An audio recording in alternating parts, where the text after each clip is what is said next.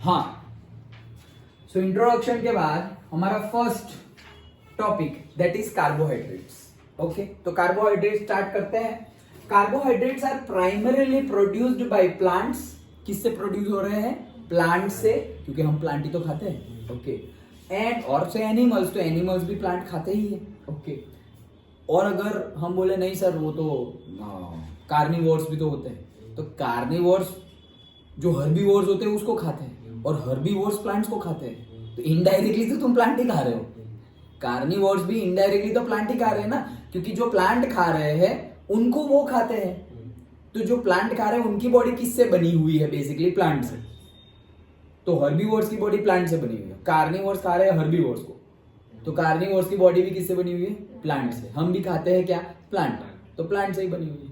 Basically ये जो system भगवान ने सेटअप किया हुआ है, सन, ऑक्सीजन, वाटर, प्लांट, उसको साइंटिफिकली हम कभी मैच ही नहीं कर पाएंगे कि तुम आर्टिफिशियली कहीं पे लाइफ नहीं हो, लाइफ प्रोड्यूस कर दो, नहीं, आर्टिफिशियली। ओके, वो नेचुरली जहां पे होना है वहीं पे होगा। ओके, चलो, फिर भी वी आर ट्राइंग। ऐसा नहीं है इम्पॉसिबल है, पॉसिबल है, बट अगेन जब तुम एक्सेप्ट कर लोगे कि भाई हम उस लेवल तक तो नहीं जा रहे, जब एक्सेप्ट कर लेंगे हम, तो हम उस लेवल पर भी पहुंच जाएंगे, क्योंकि हमें सिर्फ हमारा ईगो ही रोकता है आगे बढ़ने के लिए। हम कर ही सकते हैं, हम ही कर सकते हैं, हम ही है, तो रुक जाएंगे। हम नहीं कर सकते, तो जो एक्चुअल में कर सकता है ना, वो हमसे ही करवा देगा। ले भाई तुम कर सकते हो। ओके, चलो, some common examples of carbohydrates are, अभी देखो ये याद रखना, ये पूछा जा सकता है कि कार्बोहाइड्रेट्स किस में से मिलेंगे, तो कॉमन एग्जांपल्स, केन शुगर, हमारे गन्ने का जूस। ओके, हमारा गुड़, हमारी शुगर जो हम खाते हैं। ओके, तो ये सब में कार्बोहाइड्रेट्स है। केन शुगर, ग्लूकोज, स्टार्च, इसमें स्टार्च भी, वो पोटैटोज एंड स्वीट पोटैटोज, ये सब में स्टार्च भी बहुत होता है, etcetera. Okay, most of them have a general formula. देखो ये बाबा आदम के जमाने का फॉर्मूला है। क्या? नाम याद भी नहीं रखना, नाम क्या? कार्बोहाइड्रेट, तो कार्बन और हाइड्रेट मतलब पानी, तो फॉर्मूला क्या बनेगा? CxH2OY। ओके, कार्बन और हाइड्रोजन, वही तो है कार्बोहाइड्रेट्स। ओके, कार्बोहाइड्रेट्स, तो ये कार्बो और ये हाइड्रेट्स, तो कार्बन का C, और हाइड्रेट्स वर्ड तो हम यूज ही कर रहे हैं ना, हाइड्रेशन, डिहाइड्रेशन, पानी निकल जाना, पानी ऐड करना, तो वो पानी है। तो कार्बन और H2 कितने कितने लेने हैं? इसका X ले लो, इसका Y ले लो। कहने का मीनिंग क्या है? ये X कुछ भी हो सकता है, ये Y भी कुछ भी हो सकता है, लेकिन अगर ऑक्सीजन एक है तो हाइड्रोजन कितने होंगे? 2, मतलब H और O 2:1 के रेशियो में होना चाहिए। ये बहुत पहले की डेफिनेशन है जो हम यूज टू हो गए हैं। अभी आगे हम देखेंगे कि it is not 100% correct. Okay, लेकिन हम यूज टू हो गए थे तो अभी भी यूज कर रहे हैं। ओके, अभी भी यूज हम कर रहे हैं। ये सब वर्ड्स और वो सब कहां से आया है? ग्रीक कल्चर से आया है। क्यों? क्योंकि वहां से, मतलब इन्वेंशन वहां स्टार्ट, ये नया इन्वेंशन वहां से स्टार्ट हुआ था। हमारे स्क्रिप्चर्स की तो बात ही नहीं है, कोई कंपैरिजन ही नहीं है। ओके, बट वर्ड, अभी जो हम टेक्नोलॉजी बोल रहे हैं, अभी जो हम साइंस बोल रहे हैं, वो इन्वेंशन ग्रीक में ज्यादा हुआ था, तो वहां पे जो यूज हो गया उसी को हम घिसते जा रहे हैं। अंडरस्टूड? जैसे कि अभी हम देखो, अंग्रेज जाके कितने साल हो गए, फिर भी हम सुबह उठ के जय श्री कृष्ण राम राम नहीं बोलते, गुड मॉर्निंग ही बोलते हैं। क्यों? उससे पहले नहीं बोलते थे 300 साल पहले नहीं बोलते थे हम गुड मॉर्निंग, लेकिन वो आए, इतना घिसा, इतना मेंटालिटी चेंज कर दी, अभी भी हम हेलो, गुड मॉर्निंग, फोन पे भी हेलो, गुड मॉर्निंग। क्यों भाई? बोलो, बोलने में क्या जाता है? तो बोलने वाले बोलते हैं, जो एक्चुअली कॉन्शियसली वर्क करेंगे वो बोलने वाले बोलते हैं, जय श्री राम, जय महादेव, ओके, जय श्री कृष्ण, राम राम, ऐसे। वो कल्चर है उनका, we are not against them, वो उनका कल्चर है। हम क्यों हमारा कल्चर भूलते जा रहे हैं? क्यों दूसरों को एडॉप्शन करना है? तो खुद का ही पावरफुल हो तो दूसरे का, खुद का घर ही, मतलब तुम्हारे पास ऐसे फाइटर जेट पड़ा हुआ है और तुम चार्टर्ड प्लेन के लिए मर रहे हो। हमारे पास हायर लेवल का है। ओके, तो फिर लोअर लेवल का हम क्यों जाए? लेकिन हम जाते हैं, क्यों? वो अट्रैक्टिव लगता है इसलिए। ओके, तो अगर वी आर, ये तो इंडिपेंडेंट चॉइस है ना, अगर हमारे किसी की चॉइस होगी नहीं भाई मुझे तो यही बोलना है, तो उसको हम फोर्स भी नहीं कर सकते, क्योंकि ये भी हमारे कल्चर में है, फोर्स नहीं करना है। तो वो लोग भले ही कल्चर को फॉलो ना कर ले, फॉलो करने वाले तो करेंगे, वो भी कल्चर सिखाता है हमारा, बाय फोर्स तुम ज्यादा कुछ करो मत, जब तक कुछ धर्म के अकॉर्डिंगली गलत नहीं हो रहा है तब तक तुम किसी को फोर्स कर सकते नहीं। So that is the thing. हाँ चलो, तो नेमिंग वहां से आई हुई है, ग्रीक फिलोसॉफी, ग्रीक लिटरेचर से। तो CxH2y समझ में आ गया, हाइड्रोजन ऑक्सीजन 2:1 में होंगे, and they are considered as hydrated. ये मतलब ये क्या हुआ एक्चुअल में कि लोग चले गए और उनकी इफेक्ट्स रह गई। जैसे गुजराती में एक कहावत है,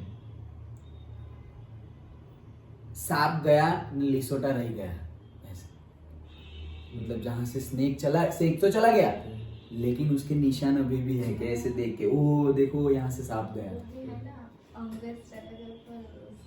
औलाद छोड़ गए। हाँ ऐसा भी है, चले वो लेटेस्ट है वो तो। ये थोड़ा टेक्निकल गुजराती में है, मतलब जो पढ़ाई में भी आता है, नहीं तुम्हारे हिंदी में गुजराती में मुहावरे आते हैं एग्जाम में, वैसा है ये। सांप गया लिसोटा रह गया, मतलब स्नेक तो चला गया उसके निशान रह गए। तो वैसे ही ये तो हम लेमन में ऐसे ही बात करते करते यूज करते हैं, ये आ गया अंग्रेज ऐसे। अंग्रेजी is, we are not against it, we should know it, we should talk in English whenever it is necessary.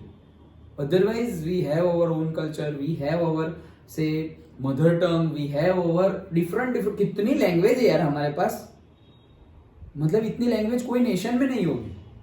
Okay चलो हम दूसरे टॉपिक पे ना चले जाएं, हमारा सिलेबस है अभी।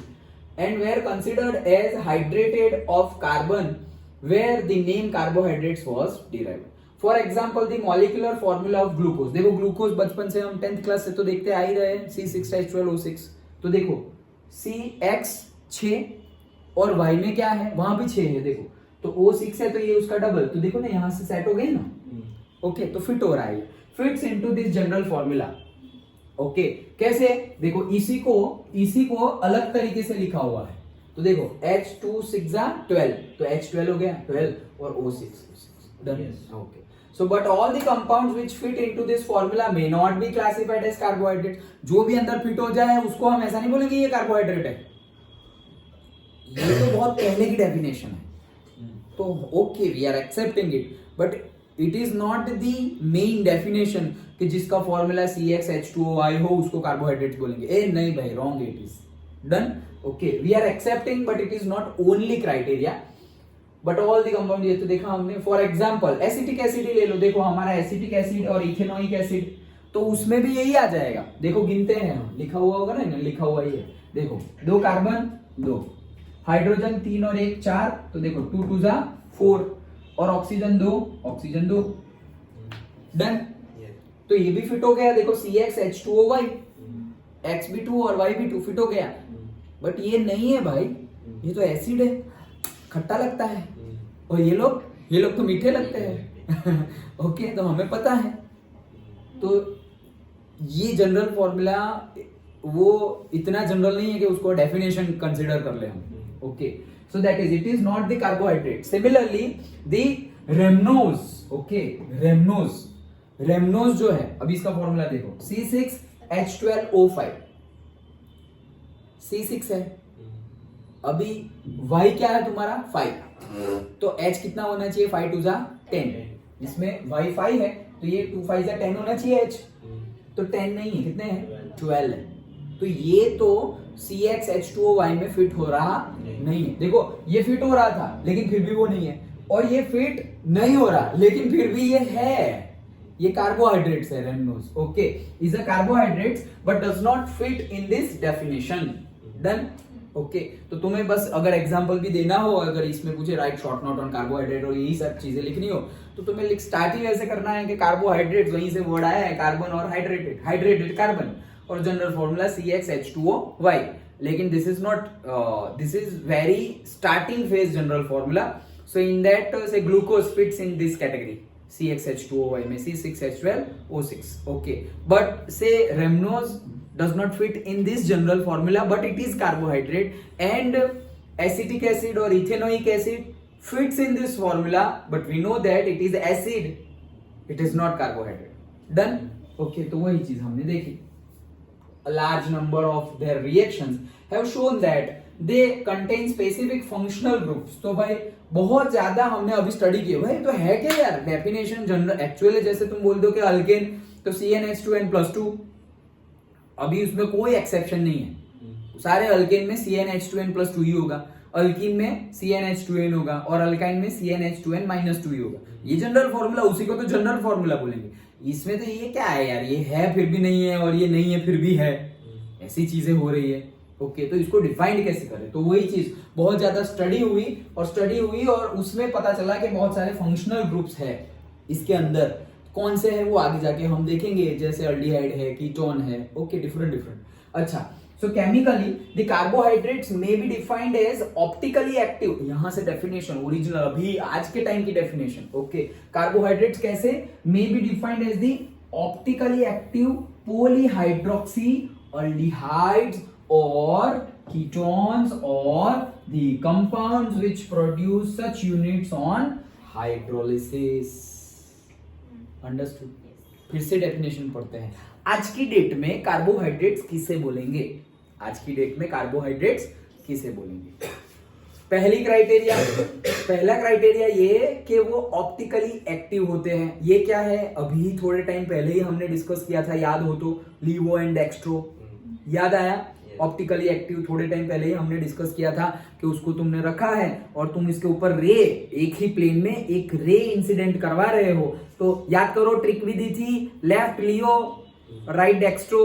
तो अगर वो टुवर्ड्स दी लेफ्ट बेंड हो जा रहा है दैट मींस वो क्या है, लीवो, और वो टुवर्ड्स दी राइट बेंड हो रहा है तो वो कौन सा टाइप है, डेक्स्ट्रो। याद आया? ओके, तो उसको ही क्या बोलते थे, ऑप्टिकली एक्टिव। और अगर तुमने डाला और वो सीधा ही पास हो गया तो वो क्या हो गया, ऑप्टिकली इनएक्टिव। डन।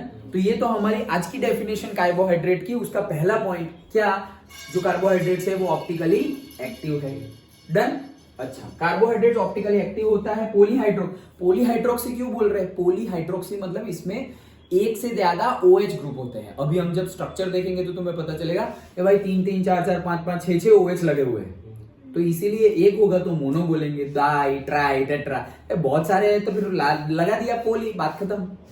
तो पॉलीहाइड्रोक्सी है ये, मतलब बहुत ज्यादा OH ग्रुप लगे हुए हैं। इसके स्ट्रक्चर हम देखेंगे तो तुम्हें इजीली पता चल जाएगा कि अगर हम ऐसे ड्रॉ कर रहे हैं, ऐसे तुम यहाँ पर CHO लगा हुआ है, यहाँ पे OH है, यहाँ पे H है, ऐसे करके पूरा लिखेंगे हम। ओके, तो अच्छे से याद रह जाएगा। लेकिन उसमें क्या है, बहुत ज्यादा, जैसे यहाँ OH लगा हुआ है, OH लगा हुआ है, OH लगा हुआ है, तो बहुत ज्यादा OH लगे हुए हैं, तो इसलिए उसको बोले हैं पॉलीहाइड्रोक्सी। लेकिन पॉलीहाइड्रोक्सी क्या भाई, अब पॉलीहाइड्रोक्सी तो दिख रहा है, लेकिन मेन फंक्शनल ग्रुप क्या है, main functional group suppose CHO तो वो हो गया अल्डिहाइड, फिर हो गया सपोज तुम्हारा CO तो हो गया कीटोन। ओके, तो पॉलीहाइड्रोक्सी, अल्डिहाइड और कीटोन, ये आ गया।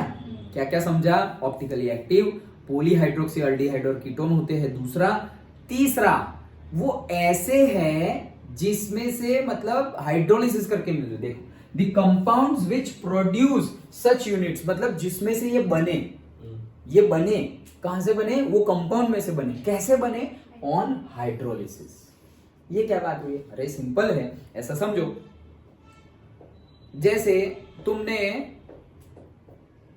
तुमने ले लिया पानी और तुमने ले लिया वो जो बाहर ग्लूकोन डी मिलता है, वो ग्लूकोन डी लिया, पानी में डन, अब तुमने पिया, डन। तो वो जो ग्लूकोन डी डाला वो तो सॉल्यूबल है या इनसॉल्यूबल है, सॉल्यूबल है, मतलब उसका हाइड्रोलिसिस हो गया। तो उसका हाइड्रोलिसिस हो गया और वो ग्लूकोन डी में से जो अलग अलग सारे हो गए ना, वो अलग अलग ग्लूकोज है। तुमने एक्चुअली ग्लूकोज पिया, लेकिन डायरेक्ट ग्लूकोज नहीं पिया, ग्लूकोज का पॉलीमर था वो, ग्लूकोज का क्या था, पॉलीमर था। वो ग्लूकोज का पॉलीमर मतलब ऐसा समझो कि एक बड़ा आदमी है। अरे सिंपल, रुको एक और सिंपल कर देते हैं। पॉलीइथीन देखा था हमने, पॉलीइथीन, पॉलीइथीन को, इथीन को हम कैसे लिखते थे, इथीन मतलब C डबल बॉन्ड C, दो हो गए तो H2 और H2, यह है हमारा इथीन। लेकिन अगर इस साइड और इस साइड एक एक H निकाल दो तुम, ओके, तो ये N टाइम्स हो जाएंगे, एक बॉन्ड यहां खुल गया, एक बॉन्ड यहां, N टाइम्स, तो उसको हम बोलते थे पॉलीइथीन। डन। तो ये जो पॉलीइथीन है, अभी इसको तुम तोड़ोगे, पॉलीइथीन को तोड़ दिया, ओके, तोड़ा तोड़ा तोड़ा, जब तक तोड़ सकते हो तो तोड़ते जाओ तोड़ते जाओ तोड़ते जाओ, लास्ट में क्या मिलेगा? इथिन। इथिन को थोड़ी तोड़ोगे तुम, लास्ट में क्या मिलेगा? इथिन ही मिलेगा ना, सिंपल है। तो अगर मैं इसको पानी में डाल दूं, इसको मैं पानी में डाल दूं तो वो टूटने लगेगा, हाइड्रोलिसिस हो गया। मतलब ऐसा समझो ये 10 है, 10 कितने मॉलिक्यूल्स है इथिन के? 10 मॉलिक्यूल्स है, तो पॉलीइथिन है। वो 10 मॉलिक्यूल्स है, उसको मैंने पानी में डाल दिया, जैसे एक एक एक एक एक, एक ऐसे 10 अलग अलग हो गए। पहले 10 एक साथ थे, अभी 10 अलग अलग हो गए। डन। तो ये जो अलग अलग हो गए हैं वो एक्चुअली क्या है? वही ग्लूकोज बोला ना मैंने। तो सपोज तुम्हारे पास स्टार्च है, स्टार्च, और फिर उसको तुमने पानी में डाल दिया, और पानी में डाल दिया और वो पूरा मोनोमर बन गया। वो सब क्लासिफिकेशन देखेंगे तो और डिटेल में समझ आएगा, लेकिन कहने का मीनिंग क्या है? बहुत ज्यादा है, और उसको तुमने पानी में डाल दिया और वो एक एक डिवाइड हो गए। मतलब ये CH2 10 थे, तो 10 एक में थे, एक ही 10 को रिप्रेजेंट कर रहा था, लेकिन अब एक 10 को रिप्रेजेंट नहीं कर रहा है। एक अलग, दूसरा अलग, तीसरा अलग, चौथा अलग, ये सब अलग अलग हो गए। ये जो अलग अलग हो गए हैं ना, वही हमारे कार्बोहाइड्रेट्स है। अंडरस्टूड? समझ में आया? 3 चीजें देखी हमने, क्या क्या? एक तो ऑप्टिकली एक्टिव होते हैं, दूसरा पॉलीहाइड्रोक्सी अल्डिहाइड कीटोन्स होते हैं, और तीसरा वो ऐसे सब्सटेंस में से मिलते हैं जो सब्सटेंस का हाइड्रोलिसिस करके ये कार्बोहाइड्रेट, मतलब ये पर्टिकुलर चीजें मिले, मतलब विच प्रोड्यूस और से द कंपाउंड्स, किनको हम कार्बोहाइड्रेट्स बोलेंगे? जैसे कि मैंने बोला ना, ग्लूकोन डी डालोगे और तुम्हें सपोज ग्लूकोन डी डाला, उसमें से 10 ग्लूकोज निकले। वो तो जो 10 अलग अलग अलग अलग ग्लूकोज है, लेकिन ग्लूकोन डी तो एक ही था। तो ये जो ग्लूकोन डी एक था ना, उसको भी कार्बोहाइड्रेट बोलेंगे। समझ में आया? ग्लूकोन डी ऐसा समझो कि वो और क्या सोचे, समझ आ गया ना? ओके, जैसे डेयरी मिल्क है, चलो, तो डेयरी मिल्क में वो स्क्वायर क्यूब्स होते हैं, स्क्वायर होते हैं ना वो। ओके, जैसे 12 होते हैं, 10 होते हैं, पूरी की पूरी बड़ी डेयरी मिल्क। अभी तुमने वो सपोज 10 है, उसके टुकड़े कर दिए, तो वो जो पूरी डेयरी मिल्क थी ना, पूरी डेयरी मिल्क, उसके जब तुमने टुकड़े कर दिए तो उसके 10 पार्ट्स हो गए। तो वो जो 10 पार्ट्स हो गए ना, एक्चुअली वो कार्बोहाइड्रेट्स है, वो कार्बोहाइड्रेट्स। लेकिन पूरी डेयरी मिल्क है, वो कार्बोहाइड्रेट्स नहीं, वो भी कार्बोहाइड्रेट्स है। समझ में आ गया? पक्का? तो जैसे हम हाइड्रोलिसिस कर रहे हैं और सारे अलग अलग हो रहे हैं, वैसे मैंने तो बोला कि भाई डेयरी मिल्क को तोड़ दो, तो वो 10 स्क्वायर जो मिल रहे थे तुम्हें, पूरी की पूरी एक ही चॉकलेट थी, पूरी एक, मैंने बोला कि एक चॉकलेट है मेरे पास, तो एक चॉकलेट में क्या है? Dairy milk. फिर मैंने उसको काट दिया और 10 स्क्वायर्स ले आए। अब मैं बोला मेरे पास एक चॉकलेट नहीं है, मेरे पास 10 चॉकलेट है। ऐसा पहले भी चॉकलेट ही थी, अभी भी चॉकलेट ही है, तो 10 में से 1 कैसे हो गई? अरे मैंने काट दिया, पार्ट कर दिए उसके। तो 10 को भी डेयरी मिल्क ही बोलेंगे और 1 को भी डेयरी मिल्क ही बोलेंगे। डन? गंगा जल है तो तुम कैन में भर के लाओ तो भी गंगा जल है, और स्पून में भर के पी लो वो भी गंगा जल ही है और टैंकर में भर लो वो भी गंगा जल है, तो वो चेंज नहीं होगा। वो क्या इतना, ये गंगा जल है, अरे ये गंगा जल है, मतलब वो ही है। वो छोटा होने से कुछ हो नहीं जाता और बड़ा होने से कुछ और नहीं हो जाता, वो वही है जो बड़ा छोटा सब सेम ही है। तो कहने का मीनिंग है ऐसे कंपाउंड्स जिसमें से ये मिलेंगे, कौन मिलेंगे? कार्बोहाइड्रेट्स मिलेंगे। वो जिसमें से मिलेंगे वो कंपाउंड्स को भी कार्बोहाइड्रेट्स बोलेंगे। जिसमें से हमें मिलेंगे, कैसे मिलेंगे? On hydrolysis. तो जिसमें से मिलेंगे वो कंपाउंड्स को भी हम क्या बोलेंगे? कार्बोहाइड्रेट। जैसे बड़ी डेयरी मिल्क को भी हम क्या बोलेंगे? कार्बोहाइड्रेट्स। और छोटे जो पीसेस कर दिए वो तो कार्बोहाइड्रेट्स है ही, लेकिन ऐसा नहीं है कि छोटी ही कार्बोहाइड्रेट्स है। छोटी मिलके बड़ी बन गई और बड़ी के टुकड़े करके छोटी मिलेगी, तो वो बड़े को भी हम क्या बोलेंगे? कार्बोहाइड्रेट। कार्बोहाइड्रेट मतलब compounds which produce such units on hydrolysis. तो ये अभी के जमाने की डेफिनेशन। What is carbohydrates? तो ये 3 स्टेप, ये 3 चीजें होनी चाहिए तुम्हारे डेफिनेशन में। ऑप्टिकली एक्टिव होने चाहिए, पॉलीहाइड्रोक्सी अल्डिहाइड और कीटोन्स है ये, और तीसरा ये ऐसे कंपाउंड्स है जो ये मेंबर देते हैं, और कब देते हैं? हाइड्रोलिसिस पे। ऐसे यूनिट्स, ऐसे मॉलिक्यूल्स प्रोड्यूस करते हैं कब? हाइड्रोलिसिस पे। इनको हम बोलते हैं कार्बोहाइड्रेट्स। डन? पक्का? ओके। और लीवोडेक्स्ट्रो तो समझने के लिए था, वो तुम यहां नहीं लिखोगे तो चलेगा, लेकिन याद तो आ गया ना, लेफ्ट में जाए तो लियो डेक्स्ट्रो। ओके, हाँ चलो। Some of the carbohydrates which are sweet in taste are also called sugars. तो कई कार्बोहाइड्रेट्स है जो स्वीट होते हैं, सारे देखो बोला ना सम, सारे नहीं सम, ओके। तो जो स्वीट होते हैं उनको सुगर्स बोलते हैं। The most common sugar used in our home is known as sucrose, okay. Where, ये समझ में आ गया सब, ओके। तो इसको सुक्रोज बोलते हैं। Where the sugar present in the milk is known as lactose. तो देखो दूध में भी जो थोड़ा बहुत जो स्वीटनेस होता है ना, मीठापन थोड़ा ही होता है, ज्यादा तो लगता नहीं। ज्यादा लगता होता तो हम थोड़ी चीनी डालते, हम तो उसमें भी चीनी डालते हैं क्योंकि वो हमें मीठा नहीं लगता, हमें ज्यादा मीठे की आदत हो गई। नहीं तो उनमें है भाई स्वीटनेस, उसमें ऑलरेडी स्वीटनेस है, तो चीनी डालने की जरूरत ही नहीं।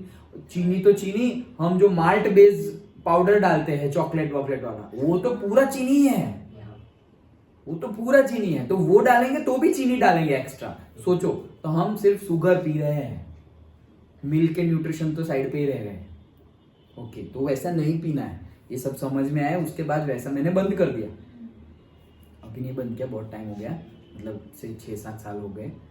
बट पहले मुझे डेली चाहिए था, डेली हैबिट थी बचपन से, बॉर्नवीटा ओके, बचपन से, मतलब रात को 1 ग्लास बॉर्नवीटा गरम दूध में डाल के पी के ही सो जाना है, हैबिट। सुबह चाय और रात को ये बॉर्नवीटा वाला दूध, हैबिट। वो अच्छा था और चाय अच्छी नहीं थी। फिर धीरे धीरे बड़े हुए, सब पता चला, फिर पता चला जिसको अच्छा मान रहे थे उसमें भी बहुत सारा है भाई ये सब बॉडी के लिए अच्छा है नहीं। तो सिंपली गरम दूध पियो, या को और अच्छा करना है तो टर्मरिक डाल दो, हल्दी वाला दूध बेस्ट, उससे आगे कुछ करने की जरूरत नहीं है। चॉकलेट बॉकलेट वो सब कुछ नहीं, ओके। हाँ, सो मिल्क में याद रखना, 1 मार्क में पूछा जाता है लैक्टोज, ओके। देखो ये जो भी हमारे कार्बोहाइड्रेट्स है उसमें ओज आएगा, ओज। जैसे भाई मिथेनॉल, इथेनॉल, प्रोपेनॉल, तो आते थे ना, अल, मिथेनॉल, इथेनॉल, प्रोपेनॉल। तो वैसे यहाँ पे कार्बोहाइड्रेट्स में क्या आएगा, ओज, ग्लूकोज, सुक्रोज, लैक्टोज, ओके। पीछे ऐसे आए तो ओ ये तो कार्बोहाइड्रेट है, ऐसे ही पता चल जाएगा तुम्हें, डन, ओके। तो ये ओज आएगा। Carbohydrates are also called saccharides, इनको सैकराइड्स भी बोलते हैं। देखो वो आ गए वापस, क्योंकि ग्रीक में सैकरॉन मीन्स सुगर, तो ग्रीक में सैकरॉन मीन्स सुगर बोलते हैं, सुगर कहलाया जाता है, तो इसी से वर्ड आया है सुक्रोज, डन, डन, ओके। तो ये हमारा इंट्रोडक्शन था किसका, कार्बोहाइड्रेट्स का। कार्बोहाइड्रेट्स के इंट्रोडक्शन में हमने क्या क्या देखा, सबसे पहले चीज देखी क्या, किस किस में होता है भाई ये, तो हमने देखा, ओके। पोटेटो तो लिखा नहीं है, लेकिन जो लिखा है वो याद रख लेना, शुगर केन, ग्लूकोज, स्टार्च, और लिखना हो तो लिख दो तुम, पोटेटो, स्वीट पोटेटो, बनानास, तुम जो लिखोगे ना उसमें होगा ही यार। तुम लिखो व्हीट, तुम लिखो राइस, सब में ही होता है कार्बोहाइड्रेट्स, ओके। तो वो आ ही जाएगा, लेकिन फिर पेज में उसमें ही नहीं भरना है ओके। तो पहले तो हमने वो देखा, वो देखने के बाद हमने जनरल फॉर्मूला की बात की, CxH2O Y। CxH2O Y जैसे उसका एग्जांपल, 3 एग्जांपल लो, ग्लूकोज फिट हो गया तो उसको तो हम मानते हैं कार्बोहाइड्रेट्स। फिर रेमनोज, तो वो फिट नहीं हो रहा है, फिर भी वो कार्बोहाइड्रेट्स है। और एसिटिक एसिड, वो फिट हो गया लेकिन वो कार्बोहाइड्रेट्स नहीं है, वो बता दो। तो फिर अब ये जो हमारा जनरल फॉर्मूला है वो जनरल नहीं है, ओके। तो अब क्या, तो अब लेटेस्ट बहुत ज्यादा स्टडी हुई और स्टडी के बेस पे हमने नई डेफिनेशन दी। नई डेफिनेशन में क्या है कि जो मॉलिक्यूल्स ऑप्टिकली एक्टिव है, ऑप्टिकली एक्टिव मतलब उनमें अगर प्लेन में, in one plane, if we incident the ray of light and it bend towards the left then it is levo. मार दो, पता हो लिखना हो तो लिख दो, okay. LIVO, and if it is bent towards the right, then it is called optically active elements, okay. Or if it is don't bend, then optically inactive, okay. So if they are, the carbohydrate should be optically active, then they are polyhydroxy, मतलब बहुत सारे OH होते हैं, तो polyhydroxy aldehyde, polyhydroxy ketone ये होते हैं। और ये ऐसे कंपाउंड्स है, कार्बोहाइड्रेट्स ऐसे कंपाउंड्स है, मतलब कि compounds in which we are getting the molecules, okay. मतलब ये जो मेन कार्बोहाइड्रेट्स छोटे छोटे मॉलिक्यूल्स है वो हमें मिलेंगे। कब मिलेंगे? उसको हाइड्रोलिसिस करके। ओके, तो वो हमने देखा ना कि आफ्टर द हाइड्रोलिसिस, कहां देखा था हमने? ये रहा। Okay, compounds which produce such units, ये ऐसे कंपाउंड्स होते हैं वो यही यूनिट बनाते हैं। कंपाउंड ऐसे है, मतलब कार्बोहाइड्रेट ऐसे है जिनका हाइड्रोलिसिस किया तो वापस कार्बोहाइड्रेट ही मिला। लेकिन जैसे मैंने वो बड़ी डेयरी मिल्क का और फिर छोटे छोटे स्क्वायर डेयरी मिल्क का बताया, वैसे बोल रहे हैं। समझ में आया? ओके, जैसे हमने इथीन का एग्जांपल लिया, पॉलीइथीन का, फिर वो 10 मॉलिक्यूल्स ऑफ इथीन था और उसको तुमने हाइड्रोलिसिस कर दिया तो अब वो 1 मॉलिक्यूल ऑफ इथीन डिफरेंट हो गया है, इथीन ही, लेकिन पहले 10 एक साथ थे, मतलब एक टीम थी, 10 की एक टीम थी, अभी इंडिविजुअल प्लेयर है। डन?